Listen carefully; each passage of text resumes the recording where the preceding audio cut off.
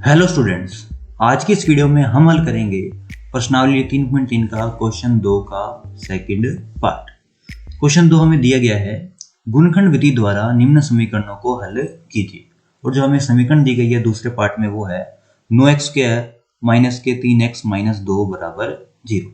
हमें इस समीकरण को हल करना है और किस विधि से? गुणनखंड विधि से।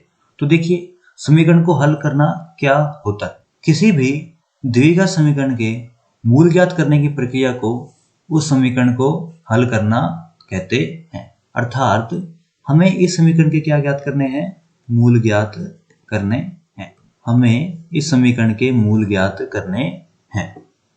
तो देखिए बच्चों, किसी भी द्विघात समीकरण के मूल ज्ञात करने के लिए हम इन 4 स्टेप को फॉलो करते हैं। इन 4 स्टेप का उपयोग करके हम किसी भी द्विघात समीकरण के मूल आसानी से ज्ञात कर सकते हैं। किस विधि से? गुणनखंड विधि से। तो इसमें सबसे पहला स्टेप क्या है? द्विघात समीकरण को मानक रूप में लिखो। हमें जो भी द्विघात समीकरण दी गई है उसको मानक रूप में लिखना है, जो कि होता है ax square plus bx plus c बराबर 0। मतलब कि हमें कोई भी समीकरण दी गई है, हमें उसको इस रूप में लिखना है। उसके बाद क्या करना है? हमें द्विघात समीकरण के गुणनखंड करने हैं। जो हमें द्विघात समीकरण दी गई है उसके क्या करने हैं? हमको गुणनखंड करने हैं।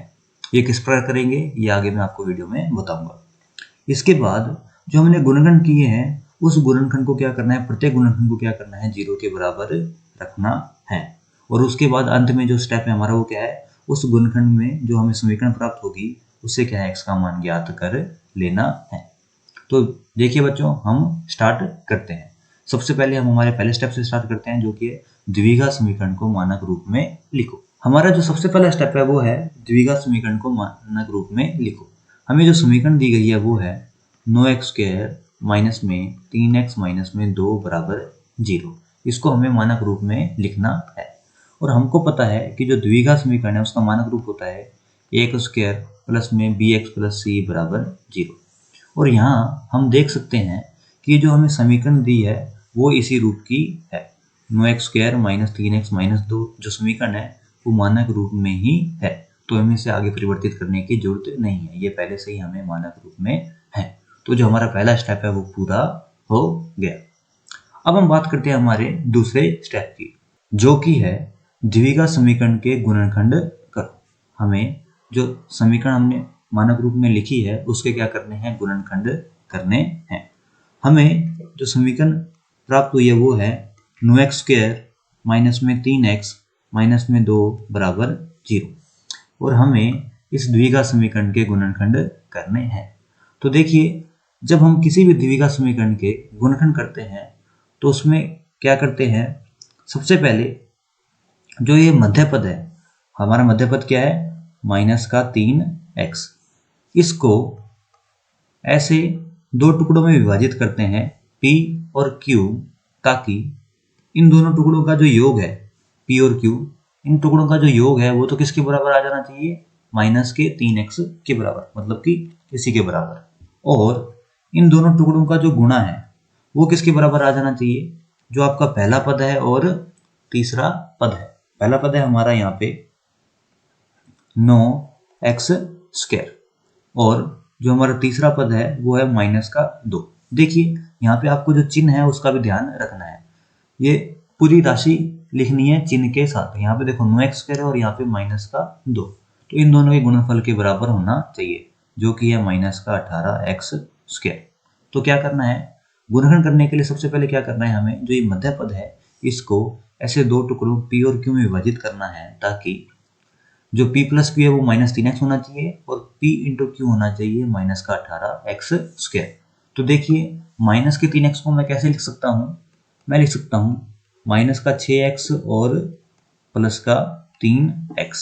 माइनस का 6x और प्लस का 3x। क्यों?